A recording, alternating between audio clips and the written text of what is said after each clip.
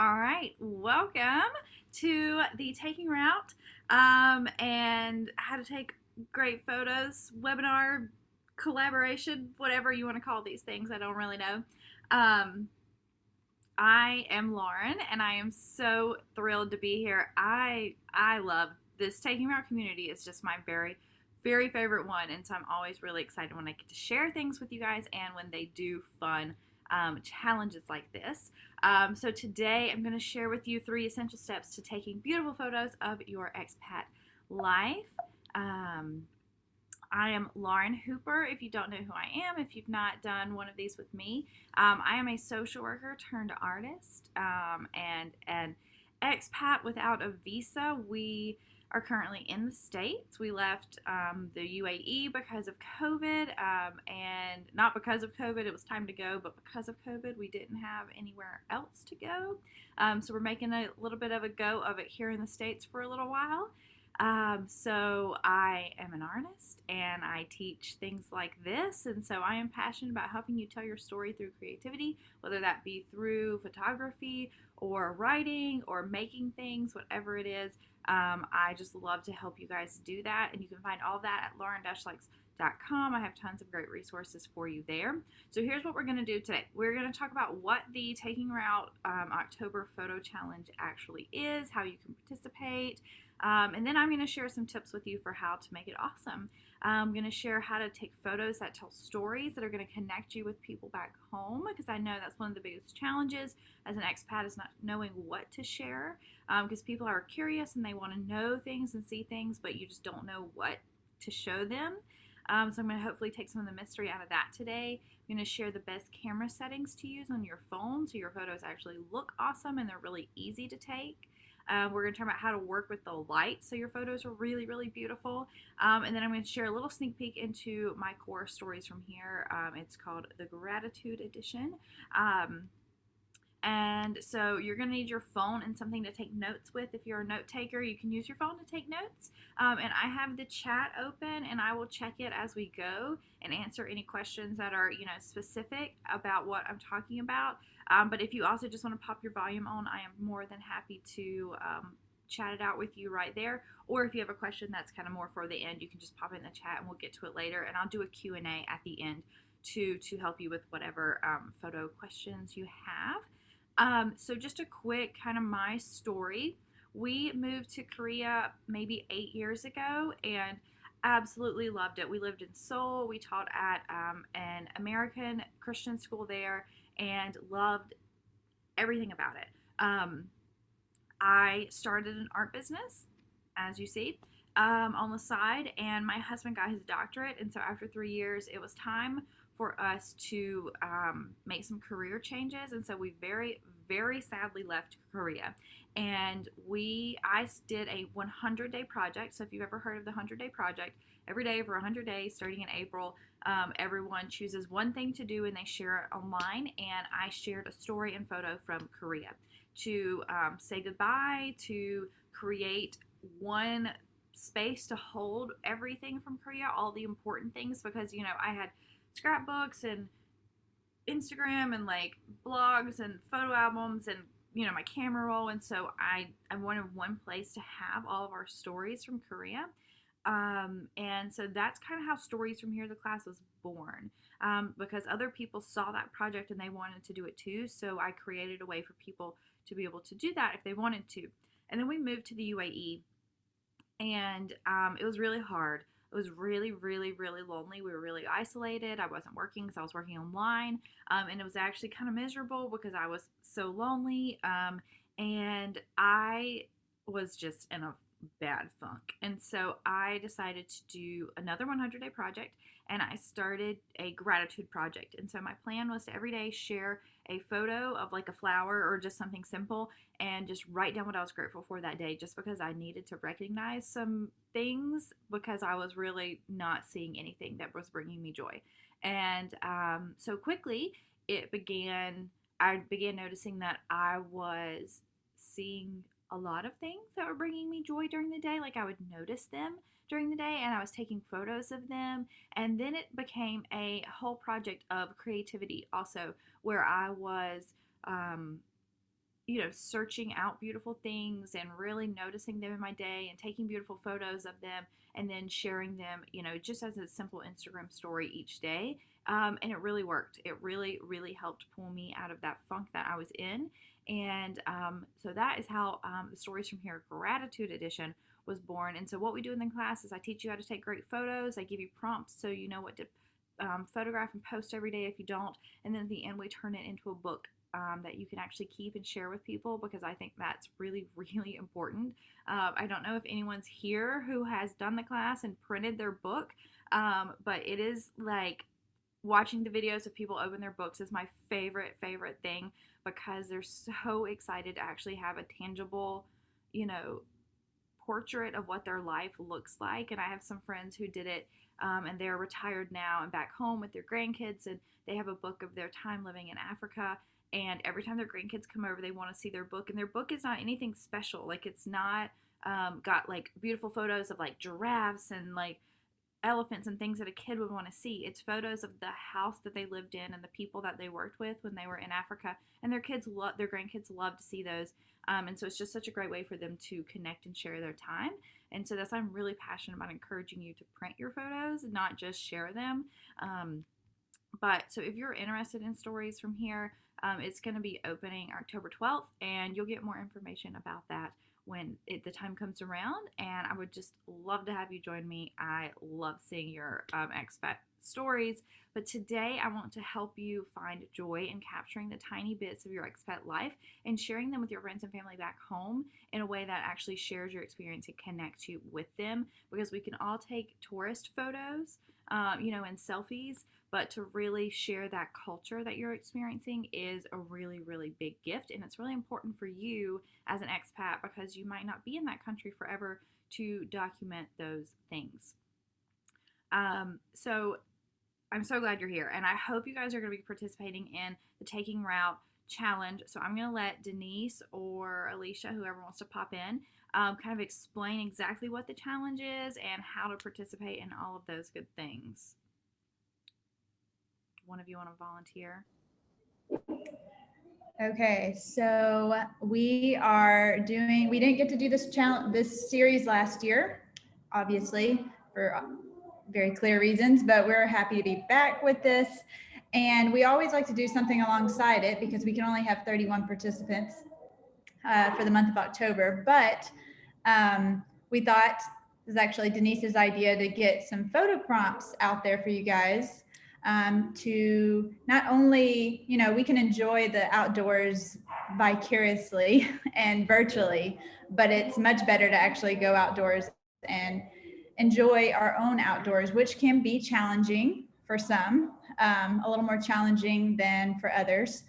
And so we realize that, but that's the whole point, is just being creative with it. And we wanted Lauren to help us out with this, to give us some tips on how to best capture. So we have the prompts, but as far as the technical and what makes a great photo and how to tell a story with it, we're really looking forward to what Lauren is going to teach us in this little webinar. But yeah, even when I looked at the list initially, there's some where I'm like, I don't know, what am I going to do? Like, I don't know what I'm going to do with this prompt. But again, that's the challenge. And we hope that, it'll give us new eyes. I don't know how long some of you have been where you're living now, but we're hoping that it'll give you new eyes for what maybe you've been walking past every day, or what has become normal. But I think sometimes I forget what isn't really normal. And then when I post something on Instagram, it doesn't matter if it's fellow expats or just, my friends back in the States, but it's like, oh, what? Like, what is this? Or, wow, I love seeing your life. I didn't know it was like that. Or, oh, I can so relate. Like this is a lot like my life. And so regardless of what the reaction is, I think it's a general consensus of like, this is very interesting. And thank you for sharing your life with me. And so I know we expats we can just get really into the daily grind and just go from morning to evening doing our thing, but then to have this intentional thing to be looking for each day.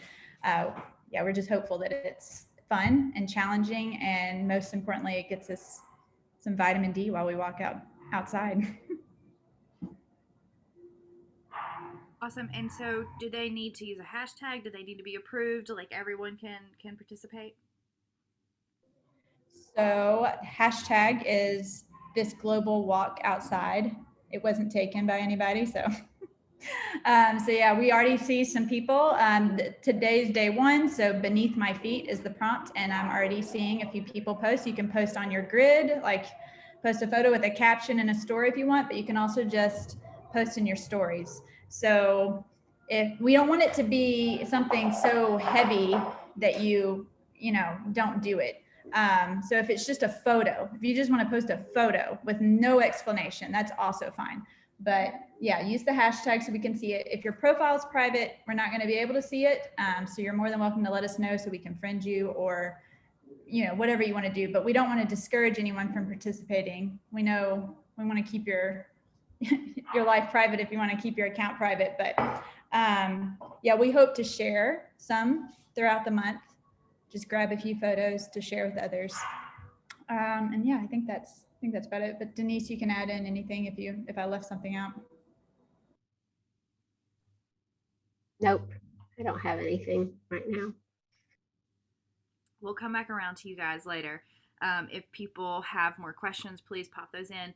I love the prompts that, like I said, that's a big part of the class that I teach also, is having prompts. I think it really kind of like shakes your creativity loose, and I love seeing what other people do, how other people respond to the same prompt you did so differently. It's so interesting. And it's such a good challenge. Like sometimes it makes me want to go back and do the prompt like again and again, because I see how creative people have been with them, or just how different everyone's street looks. Like literally just a photo of your street could look shockingly different. And that's such an interesting juxtaposition to see of other people. So please, please do participate and share however you want with these, because they're awesome. All right. So step one. So how to take photos that tell stories of your life. So like I said, I'm going to share 3 steps that I want you to think about whenever you go to take a photo. And they're going to be really simple, once you kind of get them down pat. So when I take photos that tell stories, you want to tell the full story. So, you can take like 1,000 photos of something, or you can take one.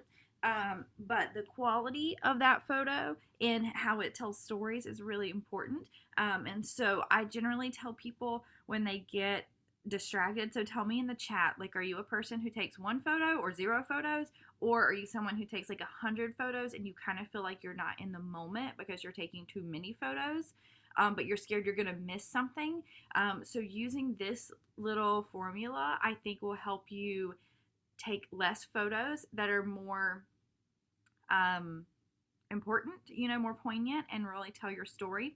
So the 3 photos that I want you to take are a detail shot, a character shot, who the people are, and then the big picture, because they all add up to tell a full story, and it really makes a big difference. Yeah, Laura says she takes 1,000 of the same things, and then Denise says always forget during the things that she wants to capture.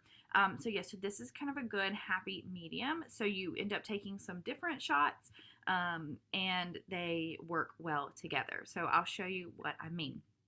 So have you ever been to Dubai? This is Global Village. It's very cool, very strange. And this is I think this is Thailand. Right here, these little floating boats, and they're like little food carts, and so they're super cute. And so this is kind of the big picture. You can see everything that's happening. You see this big, huge scene, and then next, this is the detail shot. So we went in and we got some mango. So you can like really clearly see the mango. You can see like all like the little waves and how it's cut, and those specific things. And then this is my friend Amy. She obviously loves mango. You can see how cute the mango cart is decorated. So this is our big picture, our detail, and our character shot. And that tells you the story of what we were doing, right? So thinking through those 3 things, really kind of help you narrow down what photos you need to take and how to share them. Let's see. Alicia says, my phone storage is always full. If that says anything about how many photos I take, same. That is definitely my problem. Too shy to take people pictures. I don't want to seem like I'm on a safari. Okay, we're going to talk about that right now. Okay, so this next example I have for you is like at the market.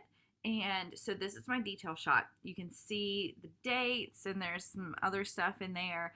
You can see the writing in Arabic and English. You can see the prices. People are fascinated by this kind of thing. And then we have our vendor here who is selling honey. And we just asked, can we take your photo? And he was like, of course. And, you know, he posed and did this cute little thing for us. So that's a big thing. I know asking if you can take photos is a big deal. So asking, just ask. People will be fine. If you just show them your camera, if you don't, you know, they don't speak English. Yeah, Melanie doesn't want to look like a tourist, but you know what? People love it. I try and carry my Polaroid with me a lot too, so that I can hand out photos or send them however to people. People love to have their photo taken. It amazes me. Like, and they'll be like, take another one, and they'll like pull a friend in to be in photos with you. Especially, I think like vendors and things at certain places are much more open to that than maybe like a stranger on the street. But yeah, if you're buying something from someone, I always want to buy something too when I take a photo of someone. They're normally more than happy for me to take their photo. So, you know, just getting comfortable with that. I know it's really, really uncomfortable. I fully admit that. But yeah, I think photos are really special and really important, and people are normally more than happy to have their photo taken. Or you take your own photo, you know, I mean, take a photo of your kid getting the honey, you know, take it from the side so maybe you can't see the vendor, you can only see his hand, or you could zoom in on his hands. You know, find creative ways to do that. And then here, so these guys, like, we didn't ask to take this photo. It was so far away. They were kind of used to people taking photos here anyway. But you really can't see them in particular. But this is our big picture. You can see all the guys back there working. You can see all the stuff they have for sale. So this really tells the story of what it's like getting food at the market, and kind of that interactive, you know, open air experience. And these pictures, people love to see things like this. And I know that there are stuff like this where you live. And I'm sorry, these photos are all of food. That's definitely my thing. But you can also think of, you know, if you go for a hike, you know, take a picture of you hiking, you know, walking up the trail, or, you know, at the overlook. That can be your character shot. Take a picture of something beautiful on the trail. That could be your detail shot. And then take a picture of the overlook. That's your big picture. So think about those three things. How can you use those three concepts when you are taking photos, trying to tell the story of an event? And that's also really helpful too when you're like are trying to send grandma pictures of like what you did today. Instead of sending her 100 pictures, pick those three. Pick a picture of all the kids, a picture of where you went, and then, you know, what you had for lunch. You know, let those be your kind of three shots to share.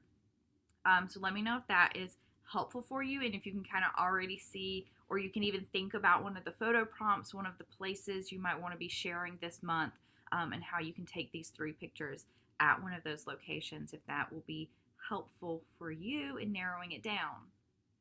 So the next thing I want you to do is to capture culture, because we get so used to what we're seeing where we live that we forget that things are kind of crazy. You know, like the first time you saw something, you were like shocked, but now that you've walked past it 1,000 times, it's like not a big deal anymore.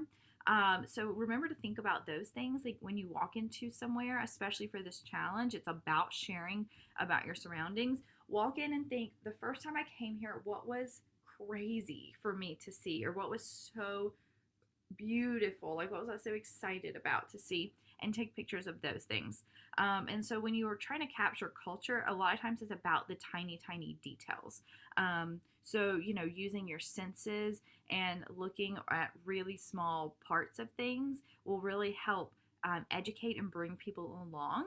And so the more you can take a picture of something really small, like the henna on someone's hand, and then explain in your caption or whatever, your blog post, whatever you're doing, what the henna means, how they have it done, how long it lasts, what it's made of, all of those kind of things. That's really going to connect you with people and educate them very well.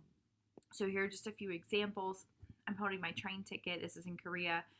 So I'm standing on my platform, and I kind of explain in my caption what all the ticket means and how, they don't check your ticket. You just go sit in your assigned seat that's listed on here, and then they check the empty seats. And so that's how they kind of keep attendance.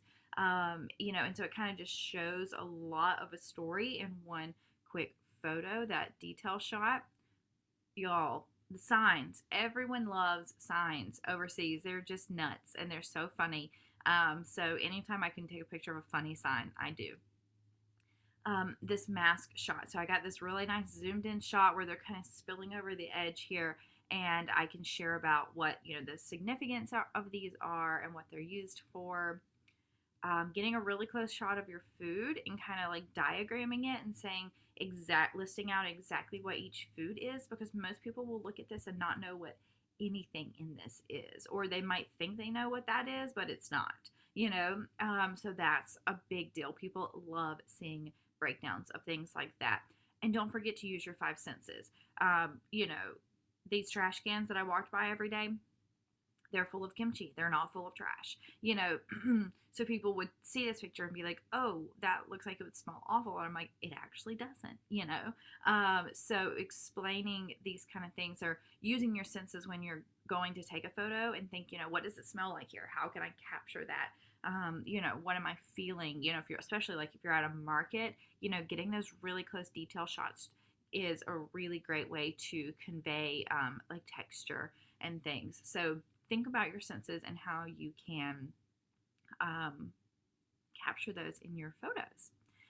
Okay, so quick little experiment. Look around. There's something in your house right now that you have never photographed or never shared that would help tell your story. Something that's really quirky about your house.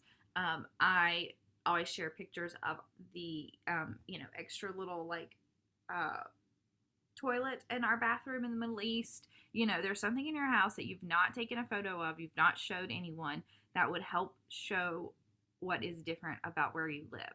So take a second, look around, go snap a photo.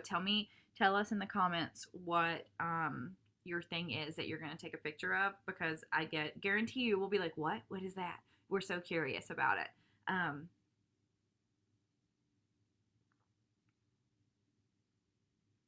waiting for you to go do it.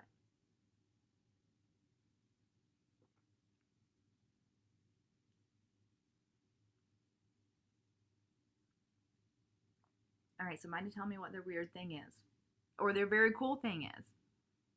It might be like the architecture in your home is very, very ornate and beautiful. That's not what would be in a typical American home, or home somewhere else. It could be that you have a extra weird toilet, or the light switches are weird or different. Maybe you have a really cool plant that's only native to where you are.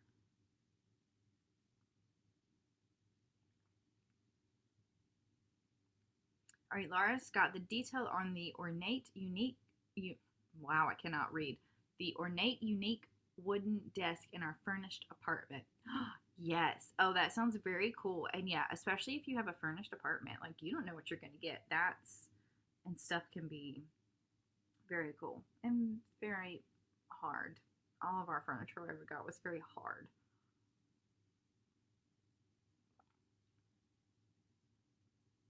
All right, I want to see. I feel like everyone's disappeared now.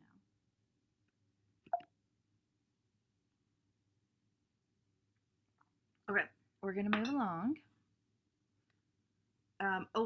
Yele says, I have a small metal ramp to bring my motorbike into my living room, right? Because everyone drives their bicycle or their scooter into their living room. Alicia has a sink in her dining room. Yep. Jennifer has 3 different types of power sockets in every room.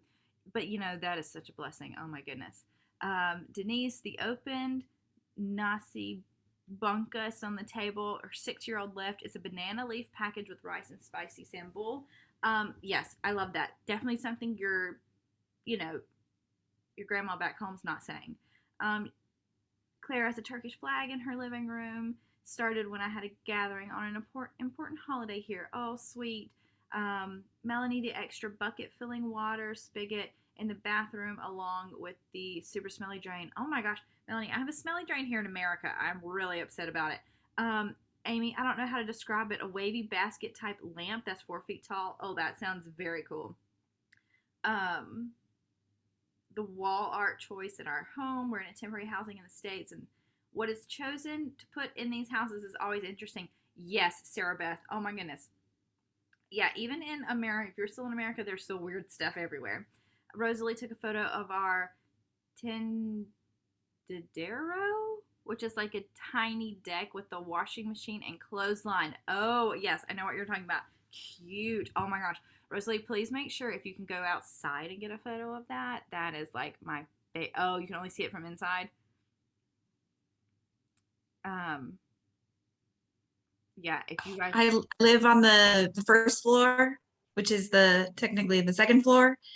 But I could get a photo of the bars that go across it, but they want to hide your laundry. So there's like these metal bars. Yeah, I'll share something. Yes. Okay. Yeah. Please do share something because I always think that's really cute. Okay. Awesome. You guys have so many cool things. And see, these are all things I like have no idea what you're actually talking about, so I want to see photos of them. Nancy took a photo over the sink with the bars and a lock. We hang your coffee cups out there. Cute. That's super cute. Again, if you can see that from the outside too, I bet that's adorable.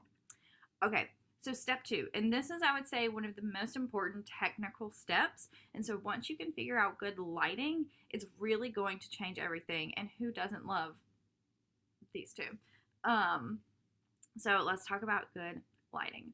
The best light is going to be a shady spot if you're outside, or if you're inside near an open window. Natural light is your very, very best friend. So you can see right now I have great light. I am literally like, I can touch the window. I'm pushed right up against a window. And so what I want you to do is I want you to promise me that every day you are going to open every single window and door in your house, because it makes a huge difference. I also don't understand people who live in the dark. I have a friend who their house, like every window and door is always closed in their house, or like the blinds, and it drives me crazy that they live in the dark. Because I want every single window open, even like my front door, like I'll close the screen or the glass door and open the front door to let in that light also. And I have my blinds like all the way up at the top, because I want the light for photos and just because I don't want to live in the dark. But so here you can see I am facing the window in this first photo, and you can see that my skin is really clear. My eyes are really like bright and lit up. The background behind me looks really nice. You can kind of see all of that, whether you want to see that or not. But it does look nice though in the photo. And then if I just literally flip around, the window behind me, it gets blown out and I'm backlit in a weird way, and I kind of start to get that fuzzy look and there's no detail in it. So like the background's not good and I don't look good in this photo. So anytime you can and you're inside, flip around. And if you want to get a picture of your kid doing something cute, be like, take 2 steps to the right and get in front of that window, and have them face the window. So if I'm the window, have the kid face the window, and you get like in between, and take that photo so you can get that nice light on them. If you want to take a picture of one of these items that we're talking about, you can hold it up in front of the window and take that picture that way. Or just open the windows and so that you can get a nicer photo inside your home. That's the biggest thing that will make the biggest difference. I mean, because look at this, I'm in the hallway and all of my doors are closed, and it is not that dark in my hallway. But when I take the photo, that's how dark it looks.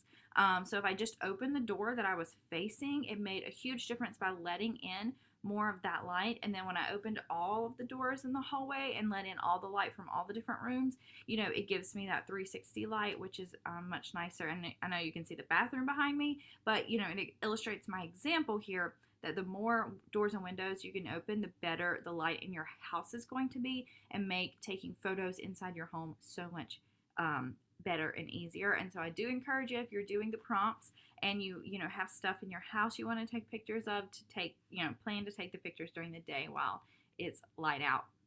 And if you're outside, can you guys see the poor dog?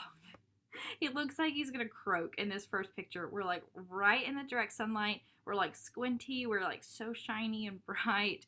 And then we literally just walked like right up under the bridge. And look at how happy the dog looks now that he's in the shade. So finding a shaded area outside that's just not where that sun is coming directly in, and you know what direct sunlight is because everyone starts to like squint and do that thing, and so it's really hard to get a photo. So you know, have people kind of twist around until they're not in the direct sunlight, or look for the shade that's coming off a building or a tree or something, you know. And if you have to take the picture in direct sunlight because you want the background, then that's what you have to do, and that's perfectly fine. I'd rather you take the photo than not. But if you do have the choice, you know, push everybody off to the, you know, be like, all right, let's stand under this tree because it's got nice even shade, and it's really going to make a difference in not only the quality of your photo, but in the joy on the faces of the people in the photo. So those are like my biggest things I want to encourage you to do, is figure out that really nice light and use that, and your photos are going to be a million times better just simply by doing that. Like, you don't have to edit, you don't have to do anything fancy, just get in good light, and the light does all of the work for you in photos. So if it is still light where you are, I want you to go run over to a window, face the window like I am right here, take a selfie, and then turn around and take it the other way, or take it like where you currently are, and just compare them side by side and look at the difference in, you know, the lighting around you, and look at your skin, your eyes, look at all of those things and see how big of a difference that can make. Laura says, suggestions for if your entire wall is a window and it's too bright. Yes, Laura, go buy some white sheer curtains. You know, the like really, really thin white curtains that almost like tissue paper. Like, essentially, I want you to hang tissue paper on your window, and that is going to filter the light and make it so beautiful. Like, that is such a good problem to have. That is exactly what I did. I had a big window like that, sheer white curtains. I got mine from H&M Home while I was there. They were really beautiful curtains too, but that is what I would do. Amy, what about when you're taking a picture of other people? How do you avoid your shadow? Yes, okay, good question. So hopefully you are not in direct sunlight. That's the thing. If you're in the shade, like under a tree, there won't be any shadows because that will just be one giant shadow over you. But if you're in direct sunlight, you just have to twist around. And so literally sometimes I will take a picture kind of like this, so that my shadow is not in the photo. It definitely happens. And like I said, you know, you just got to do it sometimes just because. But yes, if you have to, I just twist around awkwardly until my shadow is not in the photo. But yeah, so hopefully you're finding a good evenly shaded area that no shadows are in. Yes. Like inside light from the window. Yes. Perfect.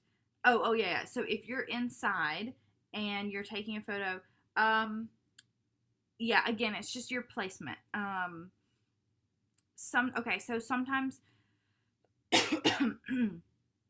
sometimes there are going to be high times where the light is coming in and it becomes direct sunlight coming in from your window. And so I think that's what you're talking about. So I do two things. Either I embrace the shadow and I make sure I like fully get into the shadow and make it look appropriate, you know, like I make it look like good and kind of like part of the photo.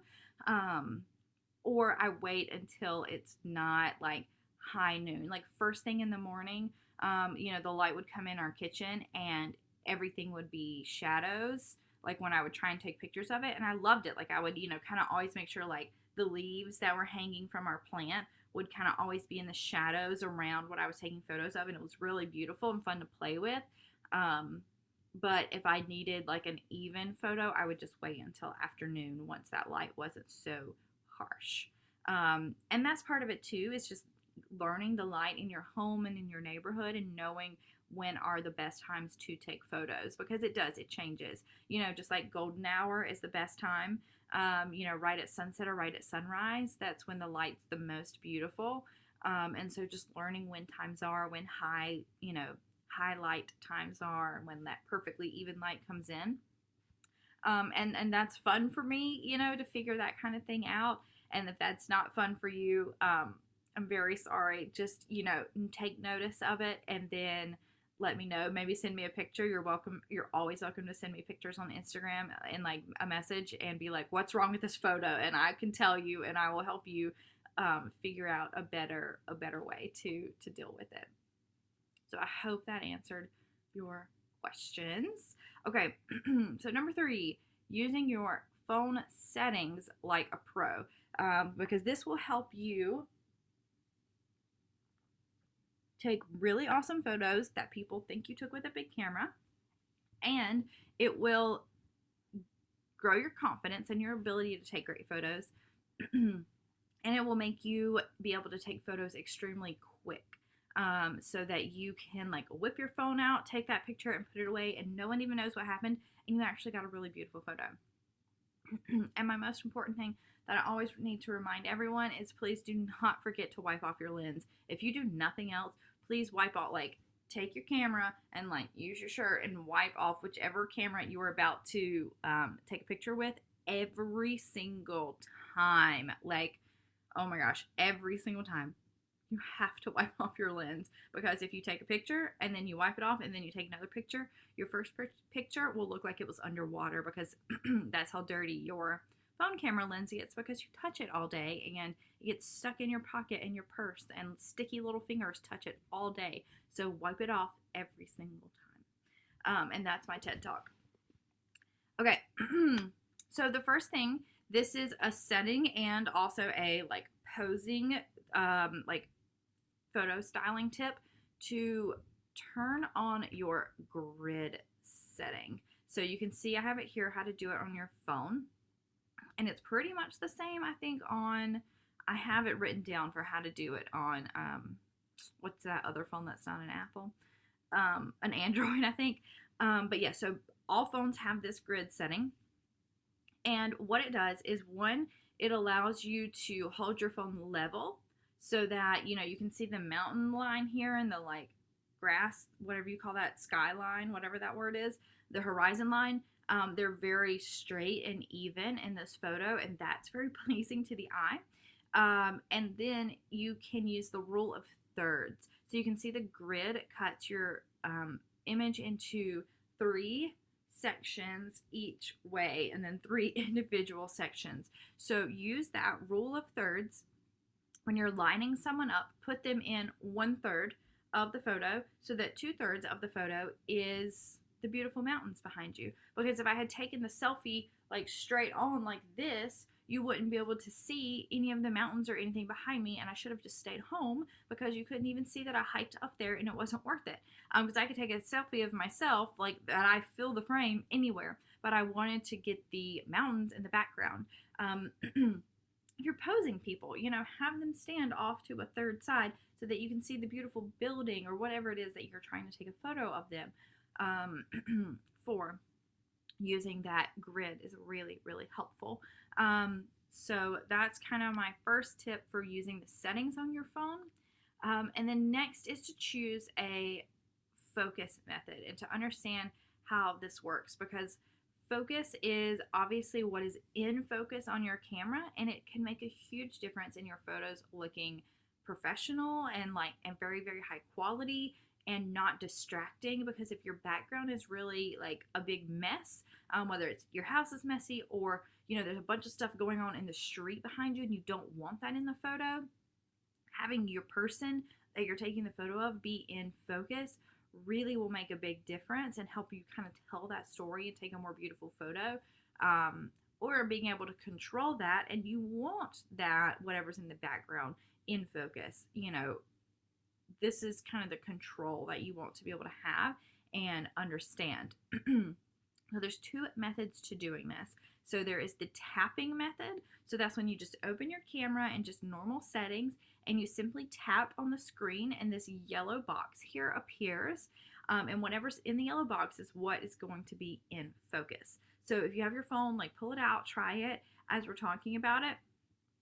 So if I have two objects sitting here, like this, and I tap on this object, this one's going to be in focus and this one's going to be blurred. But if I tap on this object, it's going to be in focus, and the one closer to me is going to be blurred and is going to create a very cool effect in your photos. So play around with that. And I personally prefer this tapping method to using portrait mode because you have the most control with it. And I think it takes really interesting, really creative, beautiful photos. And again, I like to be in control.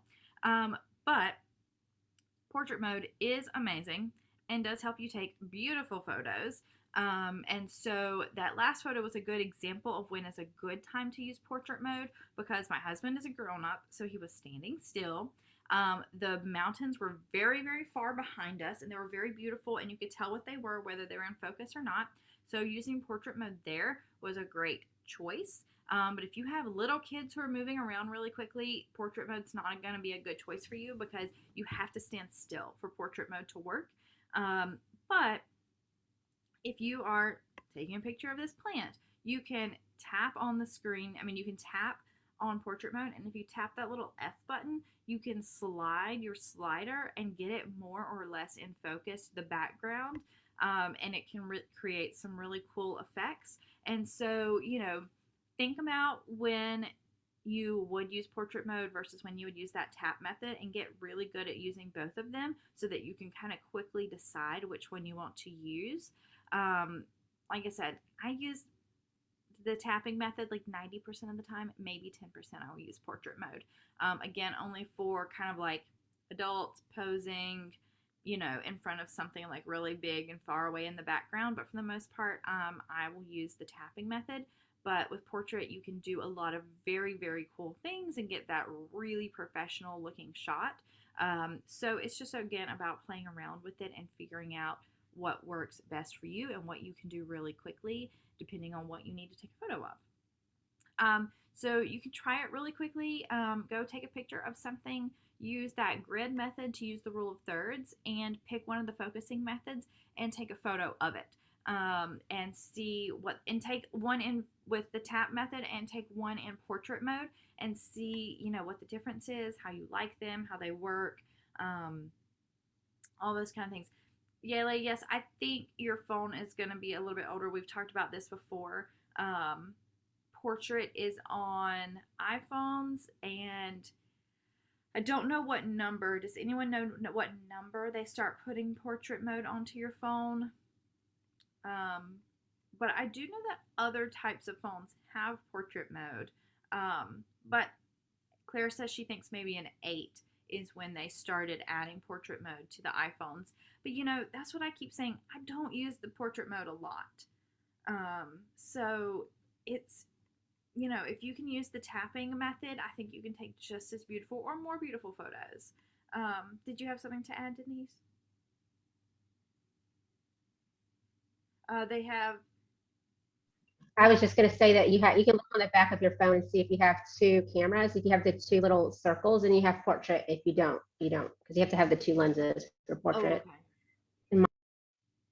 Thank you. Yeah. Oh, Alicia, yes, I know for sure that there are apps that create similar features. So yeah, if you have an older phone, just search for like portrait mode apps because it's just a blur. It's just a background blur. Does Instagram still have it? Instagram Stories has a setting called focus, and it does it there. And so sometimes before I had portrait mode, I would go into Instagram Stories, take my photo using the focus filter, and then just hit if you tap in the top right and hit save, it'll save your photo that you took in stories to your phone. Now, I mean, it's not as high as quality coming from Instagram stories, but it definitely still works and takes a really cool picture.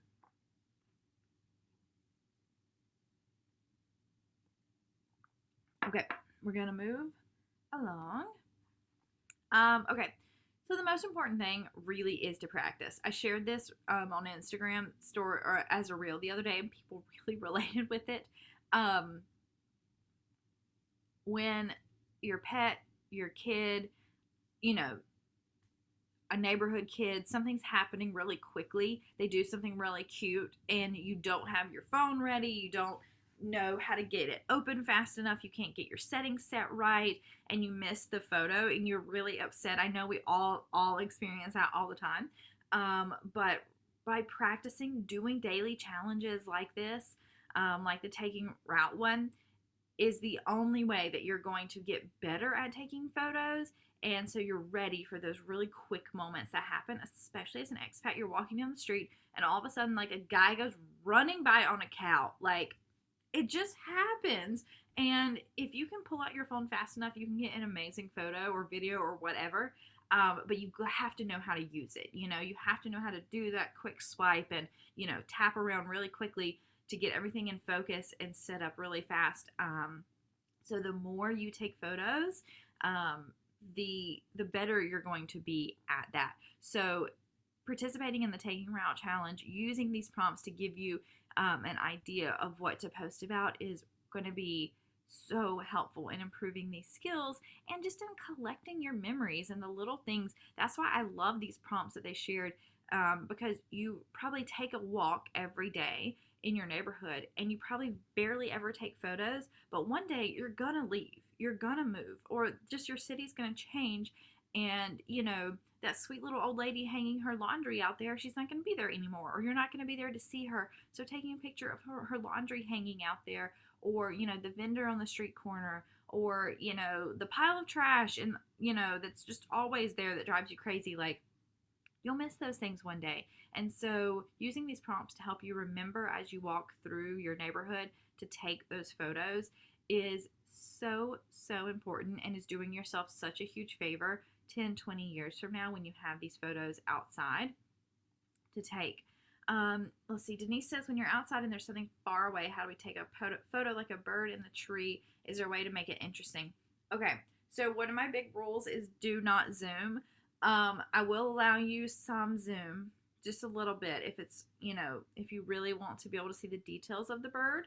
I always use the rule of third in this situation. So let's see, the bird's in the tree right here. I'll put the bird like in the corner, and I'll get either like the bird in this corner, and so I get all sky, or I'll put the bird in another corner and get like all the detail of the tree. I mean, you know, my big thing is get your body as close to the object that you want to take a picture of instead of using the zoom. But I know that's hard because the bird could fly away. So I would take that kind of nice photo like I was saying, and then I'll zoom in as far as I can on my camera if you really want the detail. But the more that you zoom, the less detail it's going to have. You know, it's going to get to be really blurry. So, you know, zoom a little, take a picture, zoom a little, take a picture, so that you're kind of maintaining that quality. But yes, I always think, you know, the more negative space you can have makes that photo more interesting to me personally. But maybe you could use the tapping method and get as close as you can. And maybe if there's like a tree branch right here, tap on the tree branch so like the leaves are in focus and then the bird is right behind it out of focus. Or do the opposite, tap on the bird and let the tree, this right here, be like a blur of branches and leaves right in front of you, and then let the bird be really in focus. If you can get close enough to kind of do those kind of things, those are really beautiful, interesting photos. That's a good question. Okay, so taking route, do their challenge. It is an awesome way to learn and practice. And you will see that people are going to be so interested in these things. Like, people back home will be like, wow, I never knew that. I've never seen one of those before. I feel like I'm with you on this walk. So if you do the challenge and you really enjoy it and you feel like your photos aren't as great as you wish they could be, you don't really kind of know what kind of stories to tell, maybe you need some like accountability to actually get it done every day, then you'll know that Stories from Here is for you, because we do the class together. We have live teachings like this. We have a private Facebook group. So I kind of make sure that you get it done. That's one of my big things is I am bad about not following through on things. So having some accountability is really helpful.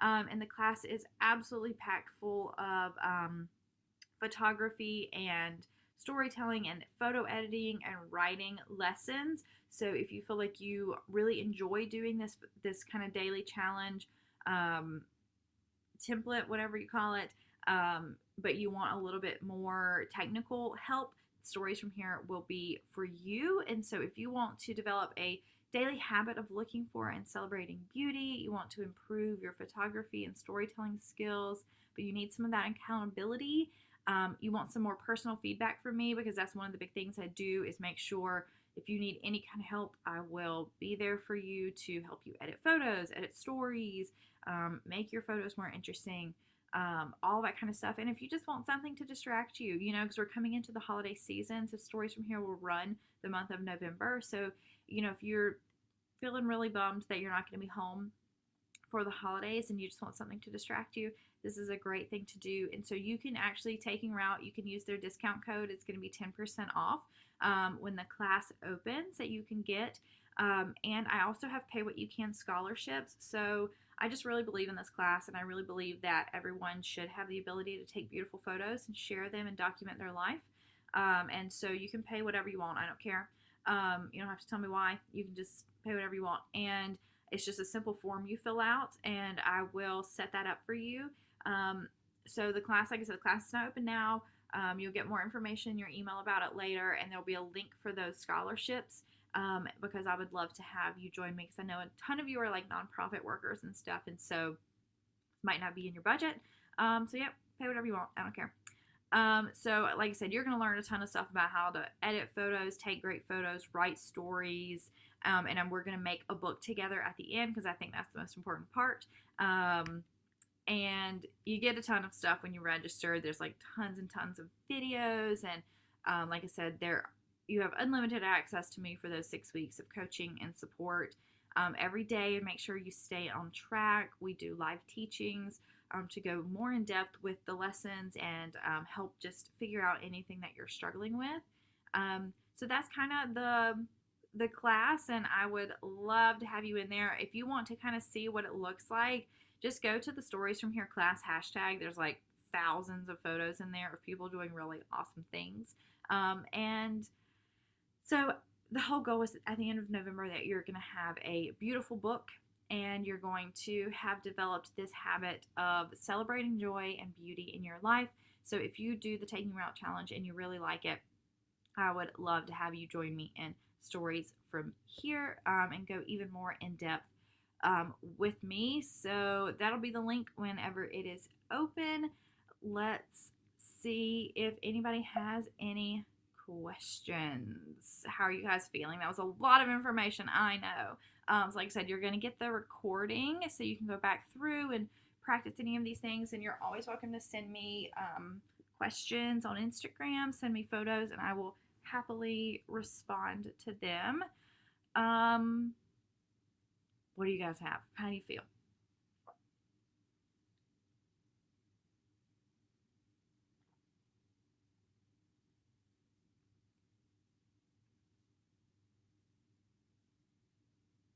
No one has any questions?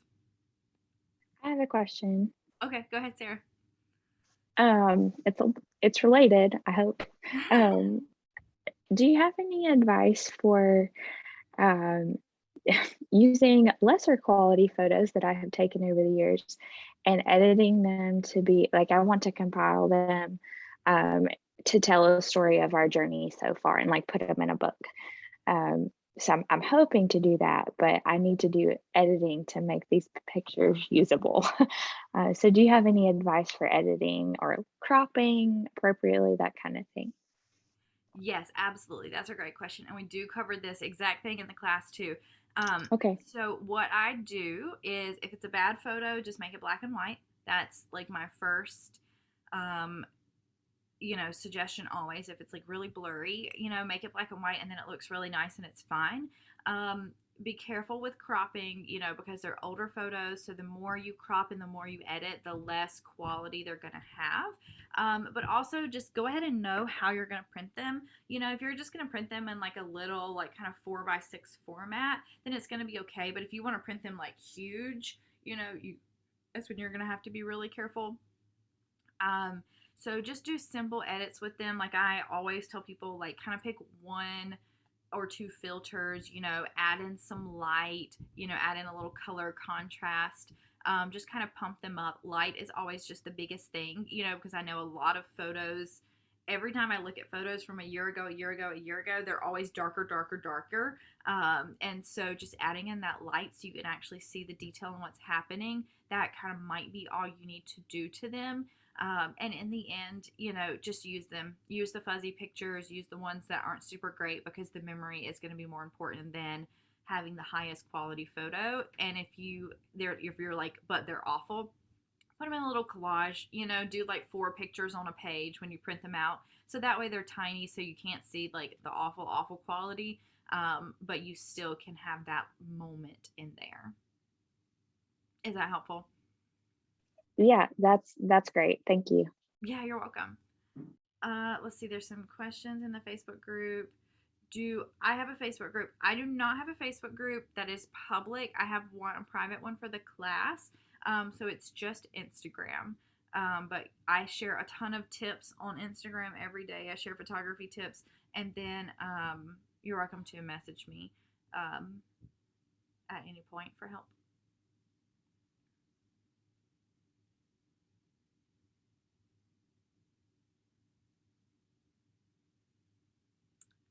What else? What do you think is going to be a struggle for you as you do the Taking Route Challenge?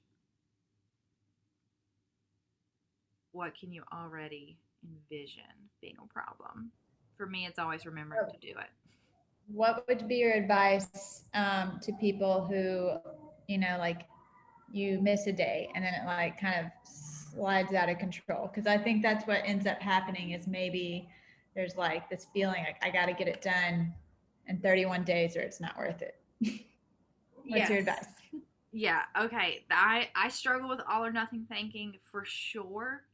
One thing that I do is, especially you're going for a walk, go take 10 photos at one time. Like go take all the prompts at once, and then you just have them and share them out. And share them on the days you don't feel like going out. Use them kind of as like a backup if you really want to be like doing it every day as a part of it.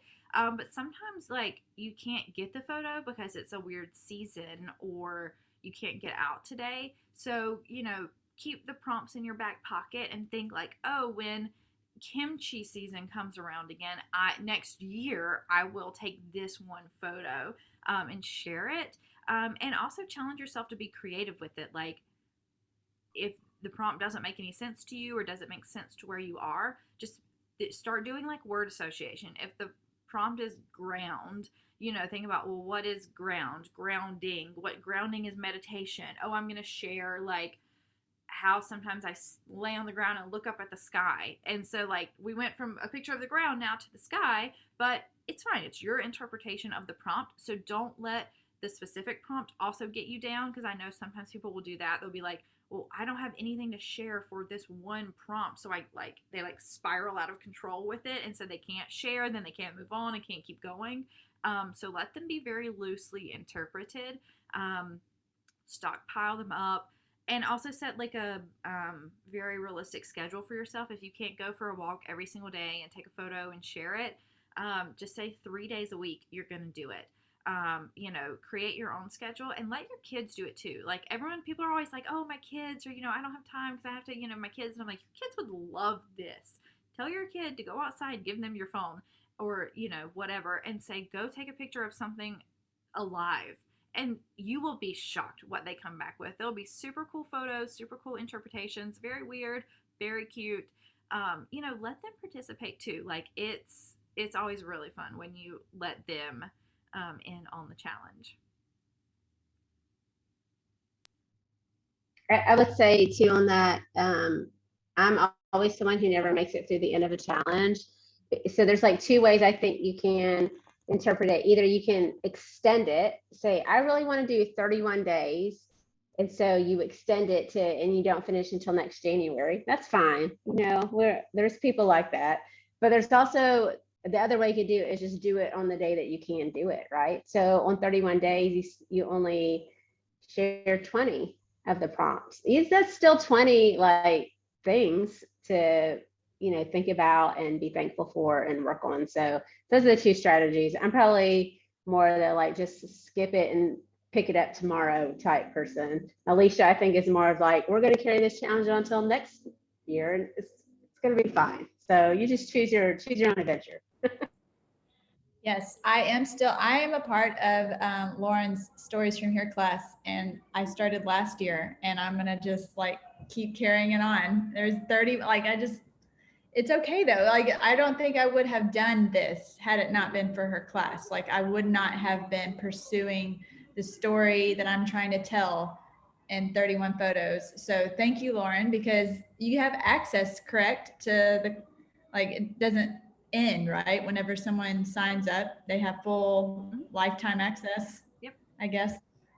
So that's kind of a plug for her class as well, because sometimes you have to like invest in your what you're wanting, the project you're wanting to do. I know, like, I always want to do like the free way. Like, I just want to do it for free. Like, I don't want to pay such and such amount of dollars, because I should, we've tagged that word on there. Like, I should be able to do this without, the accountability or the community or, the price tag. But it's well worth it. And I very much enjoy the resources and the knowledge Lauren gives. And sometimes, your time is money. So you could be spending all your time searching for these answers, or you could just let Lauren guide you.